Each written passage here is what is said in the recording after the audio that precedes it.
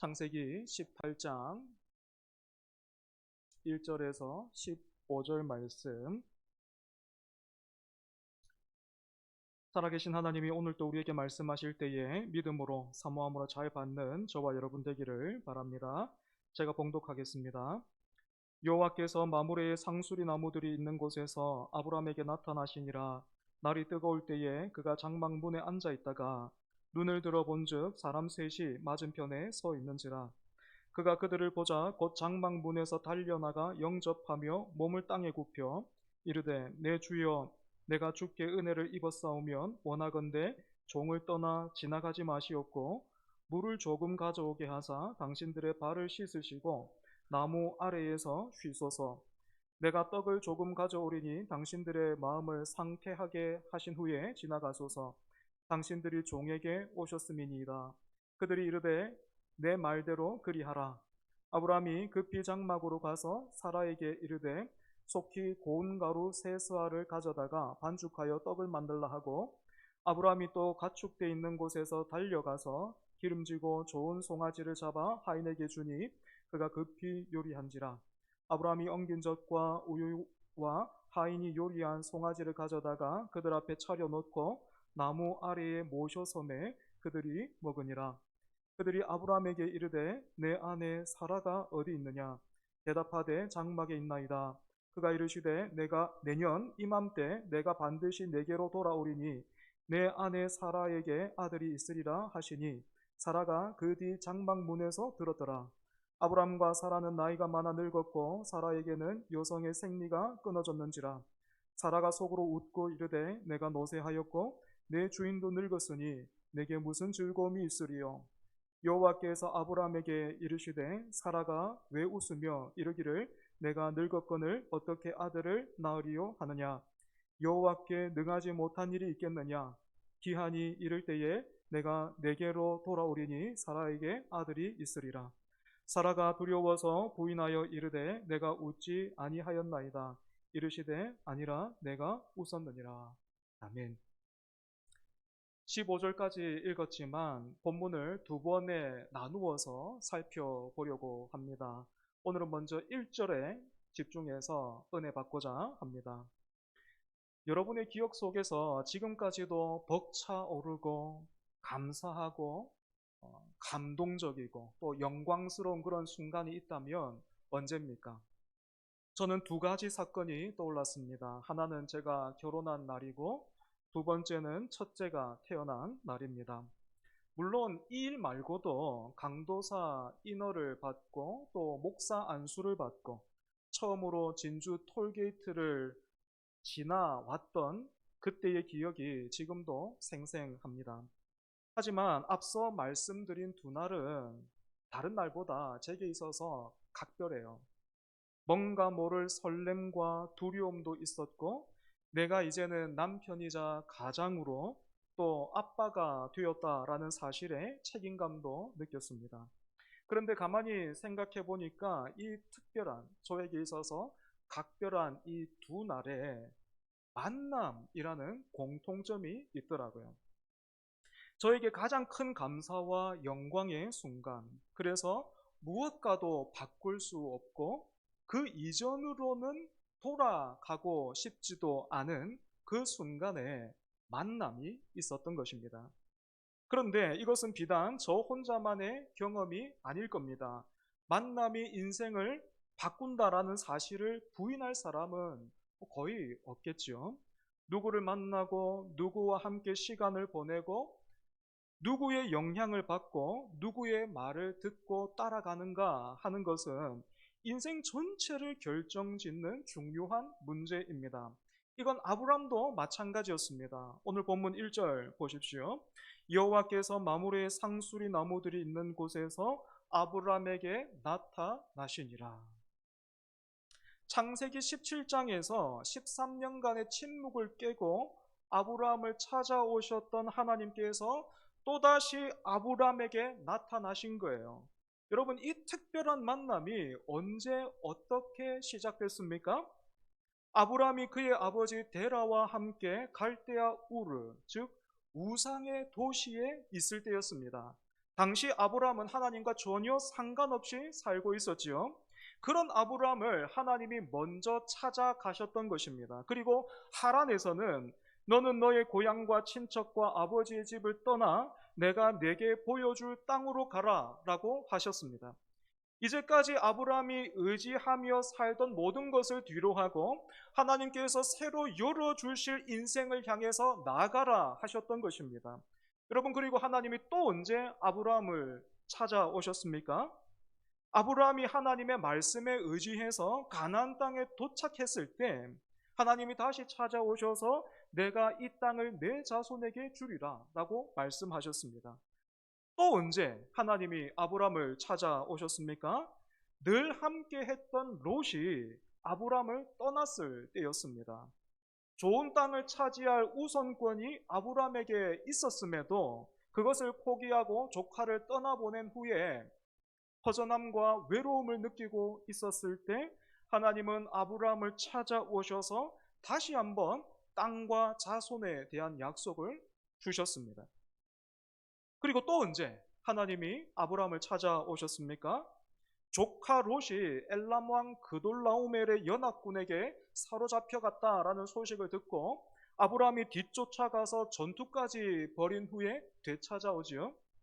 그러고는 언제 있을지 모르는 보복으로 인해서 두려움에 떨고 있었을 때 하나님은 다시 아브라함을 찾아가셔서 쪼개놓은 짐승 사이로 홀로 지나가시면서 아브라함에게 주신 그 언약을 내가 이루겠다라고 다짐하셨습니다.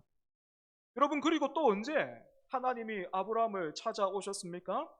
아브라함이 하갈을 통해서 얻은 아들 이스마엘에게 온통 마음이 빼앗겨서 하나님의 언약을 잊고 살고 있었을 때였습니다.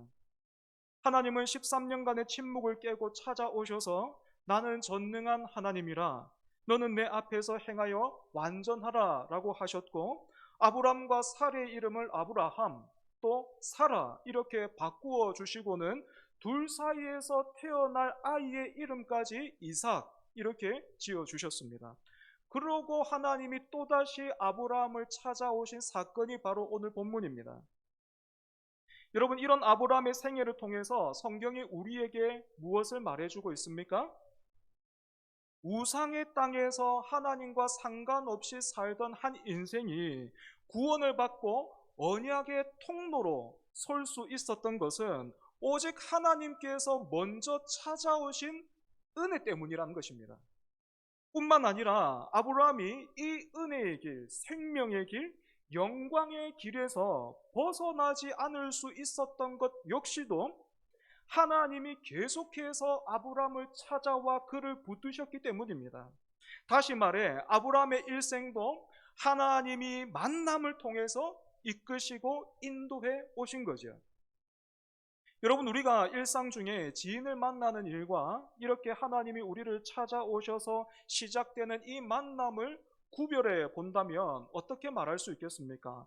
우리는 살면서 누군가를 늘 만납니다. 좋은 만남을 통해서 즐거움과 유익을 얻기를 기대하고 또 할 수만 있다면 우리 역시도 좋은 영향력을 끼치고 싶지요. 하지만 이 땅에서의 만남은 언젠가 끝이 나요. 아무리 소중하고 훌륭한 사람과의 만남이라도 반드시 이별이 따라옵니다. 또한 이 땅에서의 만남은 나를 일정 부분 바꿀 수 있을지는 몰라도 나를 구원할 수는 없습니다. 나의 죄를 해결해 줄 수도 없고 내 대신 죽어 줄 수도 없고 영원히 책임져 주지도 못합니다. 하지만 하나님께서 찾아오셔서 시작되는 만남은 다릅니다. 이 만남은 우리가 준비되었기 때문에 시작되는 그런 만남이 아니에요. 나에게 자격이 있거나 내가 먼저 찾아가서 시작되는 것도 아닙니다. 하나님께서 하란 땅에 있던 아브라함을 그리고 오늘 본문에서 장막문에 앉아 있었던 아브라함을 먼저 찾아오셨던 것처럼 그렇게 하나님 편에서 만남이 시작되는 겁니다. 이 땅에서의 만남은 우연이나 우리의 수고와 노력으로 시작되고 또 우리가 애쓰지 않으면 단절됩니다. 하지만 하나님의 찾아오심으로 시작되는 이 만남은 은혜로 시작되고 또 은혜로 유지되고 은혜로 견고해집니다.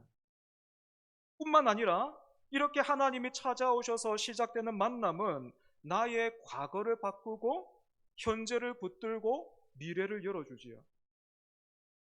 우상의 땅에서 하나님과 상관없이 살던 아브라함의 삶이 하나님의 찾아오심으로 완전히 달라졌던 것처럼 하나님이 찾아오셔서 시작되는 만남은 인생 방향 전체와 내용을 바꾸는 것입니다. 여러분, 이렇게 하나님이 찾아오심으로 시작되는 이 만남, 이것을 뭐라고 부르냐 하면 바로 예배라고 부르는 거예요. 하나님이 찾아오셔서 시작되는 만남이 예배인 것입니다. 예배는 우리가 시간을 내서 하나님을 찾아오는 일이기 이전에 하나님께서 먼저 우리를 찾아오시는 것으로 시작됩니다. 여기서 이상하게 생각하는 분들 있을 수 있습니다. 이상하다. 오늘 또 분명히 내가 내 발로 교회를 찾아온 건데, 그래서 지금 내가 여기 앉아 있는 건데 어째서 하나님이 먼저 나를 찾아오셨다라고 말하는 걸까? 도대체 하나님이 나를 언제 찾으셨을까? 이상한데? 라고 생각하는 분들 계실 겁니다. 저는 이 질문에 우리가 너무나 잘 알고 있는 말씀이죠. 요한복음 3장 16절의 그 말씀으로 대답을 대신해 보려고 합니다. 하나님이 세상을 이처럼 사랑하사 독생자를 주셨으니 이는 그를 믿는 자마다 멸망하지 않고 영생을 얻게 하려 하심이라.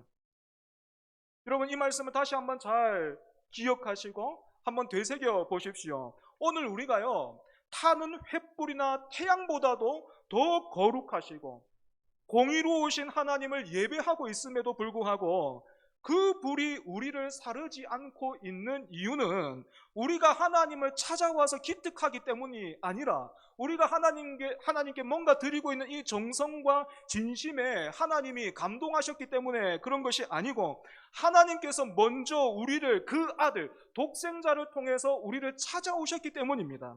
이렇게 우리를 위해서 이 땅에 오신 하나님의 아들은 우리가 하나님으로부터 받아야 할 모든 진노와 심판과 저주를 다 담당하셨습니다. 이처럼 하나님이 우리를 찾아오시기 위해서 치르신 그 대가, 그 값을 생각해 보면 예배 자리에 오기 위해서 드린 우리의 수고와 노력은 부끄럽기만 하죠. 그래서 독일의 구약 학자인 클라우스 베스터만이라는 분은 예배를 이렇게 정의했습니다. 예배란 완전하신 하나님이 불완전한 인간을 만나기 위해서 허리를 굽히고 찾아오시는 시간이다. 예배란 완전하신 하나님이 불완전한 인간을 만나기 위해서 허리를 굽히고 찾아오시는 시간이다. 여러분, 이 말에 한번 귀 기울여 보십시오. 허리를 굽히셨다. 무슨 뜻입니까? 높은 사람이 낮은 사람에게 맞춰준다라는 것입니다. 어른이 아이의 눈높이에 맞추기 위해서 무릎을 꿇는 거예요. 완전하신 분이 불완전한 자를 만나기 위해서 먼저 내려오신 것입니다. 여러분, 이게 예배의 본질이에요. 그러니까 예배 자리는 내가 하나님께 무언가를 드리거나 내가 무엇을 받을 수 있을까를 기대하기 이전에 하나님께서 먼저 나를 찾아 내려오신 자리인 것을 우리는 기억해야 합니다. 여러분, 아브라함의 일생의 중요한 순간마다 예배가 있었습니다. 하나님께서 예배를 통해서 아브라함을 붙드셨고요, 인도해 오신 것입니다. 이건 우리도 마찬가지입니다. 하나님을 제대로 예배하면 사람이 바뀌고요, 삶이 달라집니다.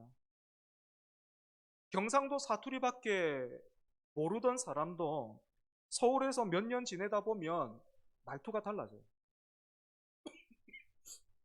그렇지 않습니까? 표준어를 완벽하게 구사하지는 못한다 할지라도 표준어를 사용하는 사람들 속에 있다 보면 알게 모르게 영향을 받게 되기 때문입니다. 사람을 만나도 이러한데 천지를 창조하신 살아계신 하나님을 만난다면, 그리고 또 만나고 있다면 어떤 일이 일어나겠습니까? 만약에 삶이 달라지지 않고 변화가 없다라면요, 뭔가 심각하게 잘못되고 있는 거예요.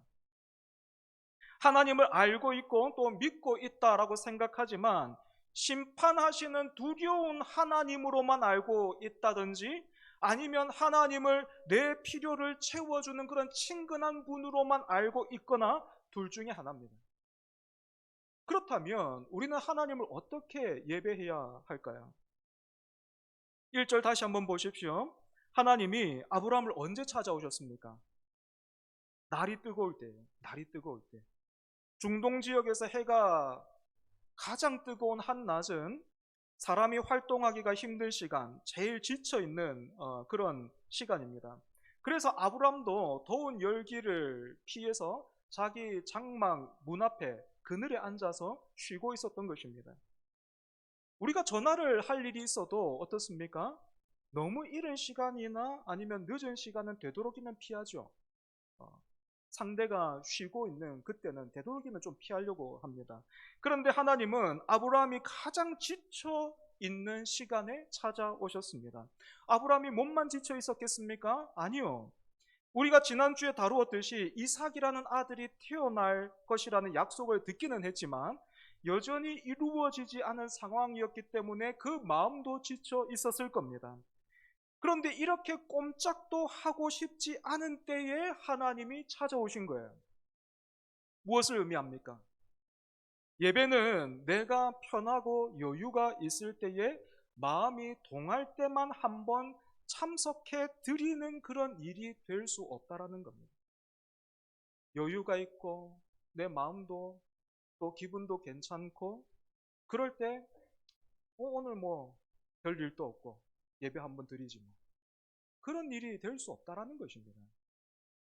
그럼에도 불구하고 혹시 이런 마음과 자세로 예배하고 있는 사람이 있다면 그저 오늘 또 한번 하나님 앞에 예배 한번 드리려고 오신 분이 계신다면 하나님을 모르는 사람입니다. 죄송합니다. 하나님을 알지 못하는 상태에 계신 거예요. 제가 언젠가 말씀드린 적이 있는데요. 신학교에 입학하고 1학년 때 선택 과목으로 무슨 수업을 들을까 고민하고 있었습니다. 그때 참 많이 추천받았던 수업이 있는데 삶의 체계로서의 경건이라는 수업이었습니다. 왜 사람들이 이렇게 많이 추천할까? 이유를 들어보니까요. 교수님이 굉장히 탁월하시다. 이런 이야기를 들었습니다. 단순히 가르치기만 잘하시는 게 아니고 뭐 학생들을 비롯해서 동료 교수님들 그리고 교계에서요 엄청나게 존경받고 있는 그런 분이셨습니다.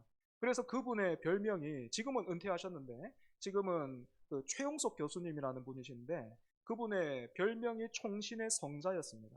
그런데 그게 조롱이 아니에요. 존경을 담아서 그렇게 불렀습니다. 이런 분이라면 가까이에서 뵙고 또 배우고 싶다라는 그런 마음에 제가 수강 신청을 했습니다. 그리고 이제 첫 수업 시간에 기대감으로 평소와는 다르게 보통 제가 다른 수업에는 뒤쪽으로 여러분들이 예배 와서 지금 뒤쪽부터 막 앉잖아요. 그죠? 그것처럼 저도 수업 시간에 뒤쪽에 앉아 있었는데 그 수업은 기대감이 있어가지고 얼마나 좋으신 분이고 얼마나 훌륭하신 분이고 이야기는 너무 많이 들었거든요. 가까이서 보고 싶은 마음에 제가 앞에 앉았습니다. 그러고는 교실을 한번 이렇게 둘러보는데 저 문 쪽에 저 앞에 나이가 지긋하신 분이 한 분 앉아 계시더라고요.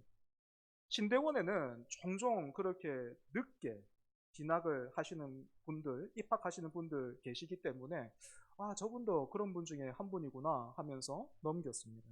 그런데 수업 종이 울리자 그분이 강단 위로 올라가는 거예요. 수업 종이 울리는데 그분이 거기서 탁 일어서시더니 강단 위로 탁 가시는 거예요. 알고 보니까 그분이 그 유명한 총신의 성자, 그 교수님이었던 겁니다. 저는 그분에 대한 소문만 많이 들었지 그분을 몰랐던 거예요. 만약에 제가 그분을 미리 알고 있었다면 어떻게 했겠습니까? 먼저 가서 공손하게 인사했겠죠. 그죠? 인사하고 제 소개를 간단하게 하면서 말씀 많이 들었습니다. 열심히 듣고 잘 배우겠습니다. 이렇게 말씀드렸을 거예요. 그리고 할 수만 있다면 그 교재에다가 교수님 사인도 한번 받아가지고 수업 끝나면 가가지고 막 다른 동료들한테 자랑도 하고 그렇게 했을 겁니다. 하지만 저는 같은 교실에 계시는 총신의 성자를 알아보지 못했습니다. 아니, 정확하게 말하자면 알지 못했어요. 소문만 많이 들었지 그분을 알지 못했어요. 그분과 아무런 관계가 없었던 것입니다. 아무런 관계가 없었던 겁니다. 오늘 우리는 어떻습니까? 예배가 우리의 선택과 노력과 정성의 문제이기 이전에 하나님께서 그 아들을 통해서 우리를 찾아오셨고 성령으로 우리를 이끄셔서 오늘 우리가 여기에 있다라는 그 사실을 여러분은 알고 계십니까? 그래서 그 은혜와 사랑과 신실하심에 감사하면서 영광과 복을 누리고 있습니까?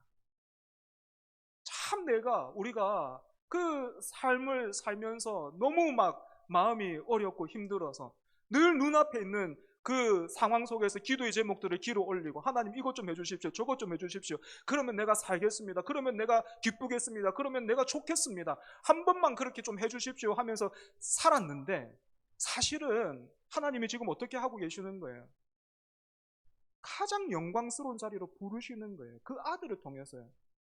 정말로 성경이 말하는 대로 하나님이 바로 그분이라면 천지를 만드셨고요. 지금도 살아계시고요. 영원히 참되시고 홀로 예배받으시기에 합당하신 그분이 정말로 우리 하나님이라면 여러분 예배하는 이 자리보다 더 영광스러운 자리가 어디 있습니까? 예배하는 이 자리보다 더 큰 복이 어디 있습니까? 세상에 그 어떤 복을 이 복과 바꿀 수 있겠습니까? 여러분은 그 복을 알고 계십니까? 여러분은 이 영광에 대해서 알고 계십니까?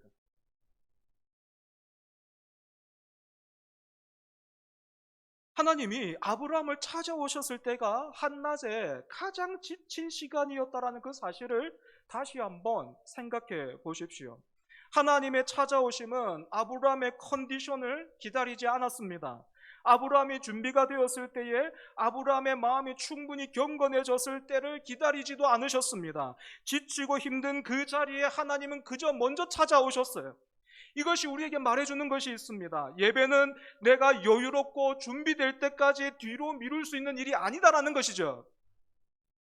오히려 내가 가장 지쳐 있을 때, 가장 힘들 때 하나님은 예배의 자리를 통해서 나를 붙드시고 나를 찾아오시는 것입니다.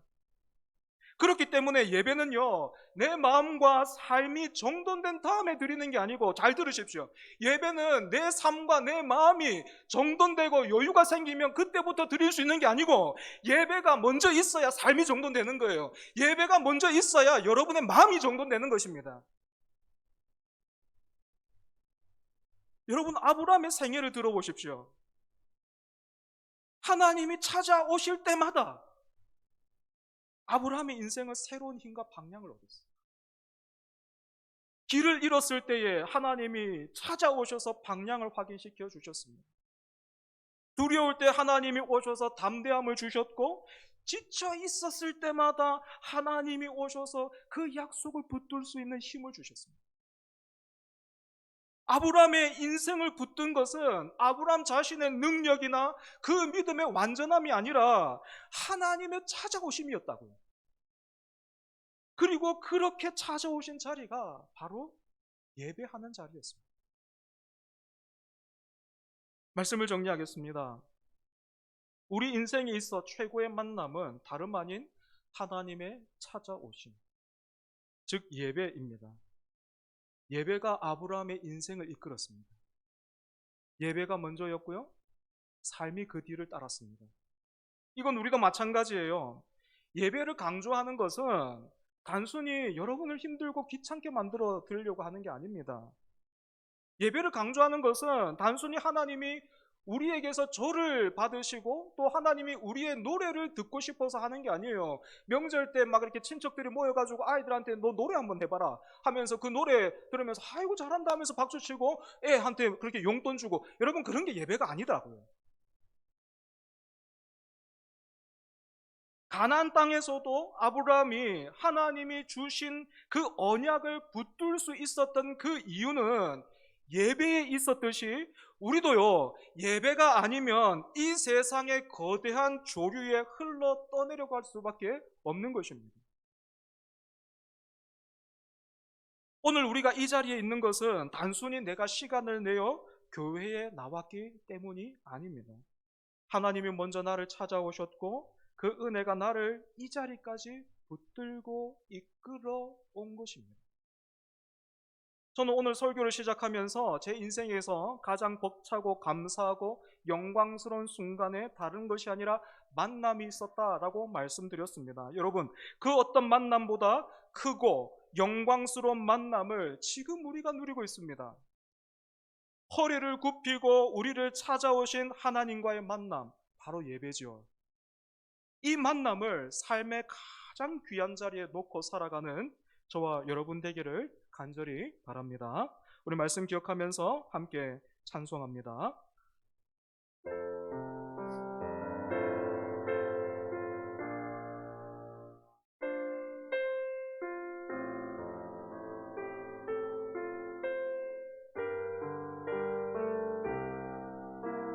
우리 기도하는 마음으로 찬양합니다.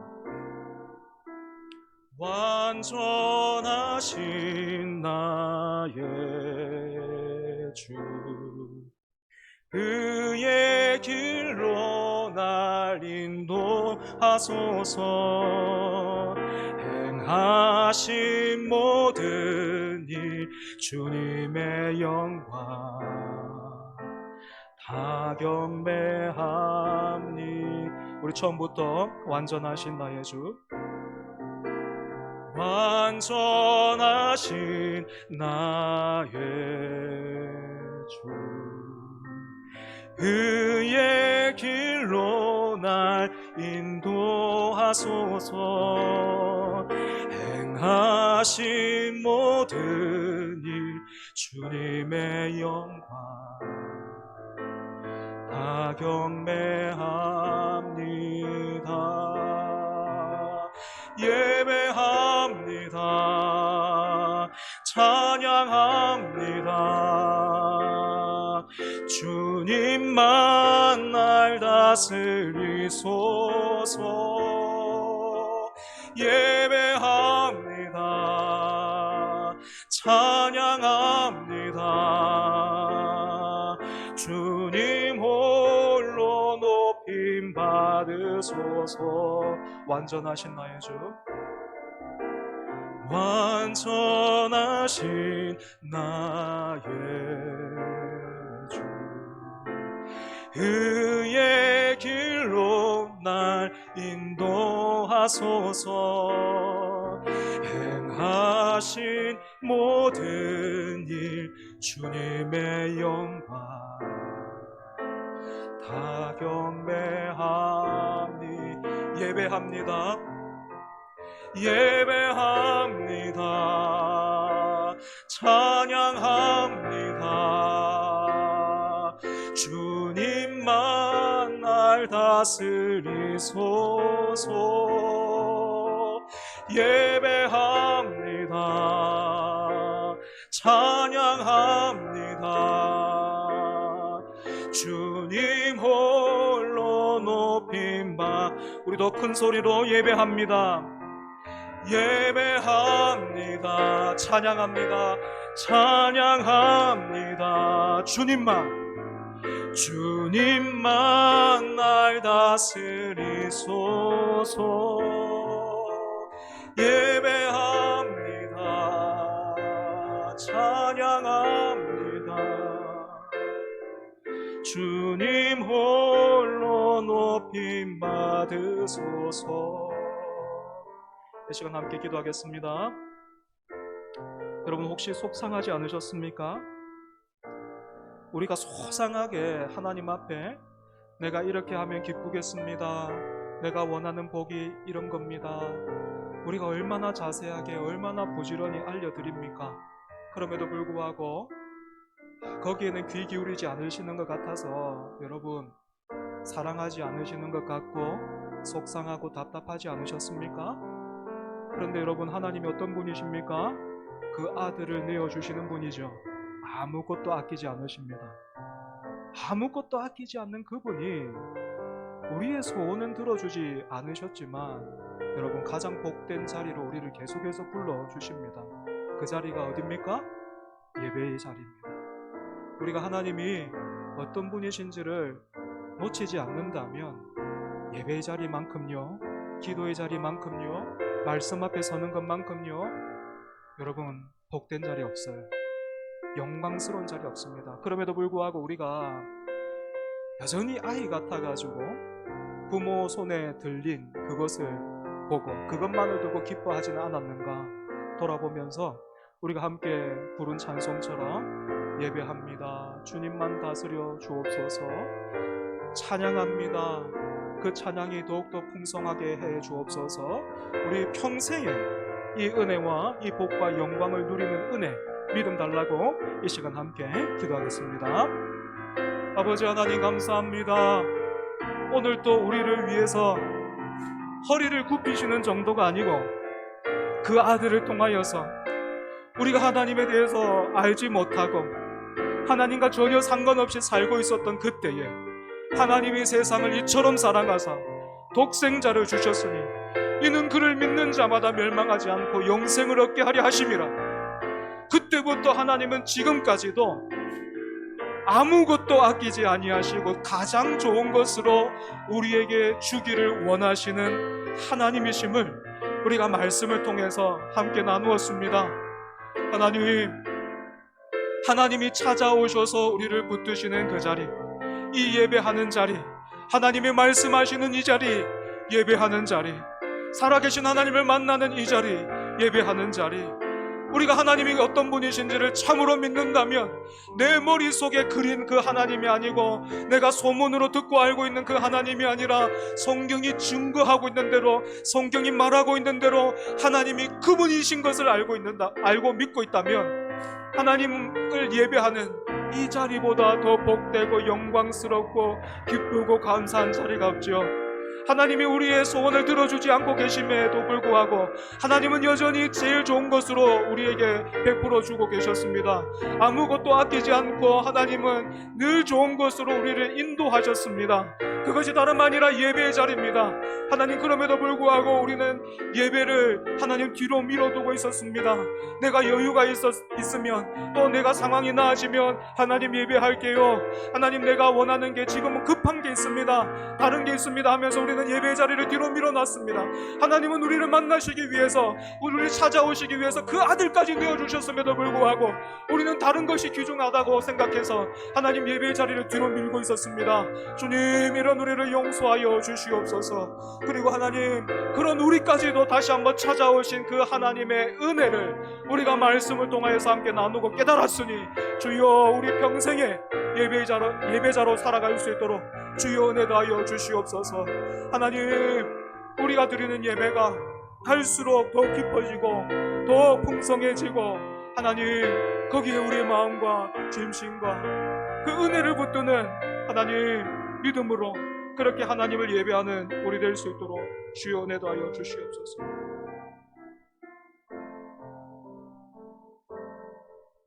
은혜로우시고 복되시며 신실하신 하나님 아버지, 우리에게 순종과 충성을 명하시기 전에 먼저 우리를 위하여 모든 것을 내어주신 하나님 아버지, 우리가 이 땅에서 누릴 수 있는 가장 큰 영광과 특권이 다른 데 있는 것 아니라 바로 이 시간 예배하는 자리임을 함께 나누었습니다.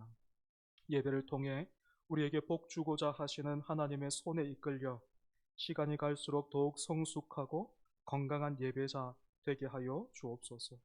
우리 교회가 그렇게 예배하는 공동체로 날마다 거듭나게 하여 주옵소서. 예수님 이름으로 기도합니다. 아멘.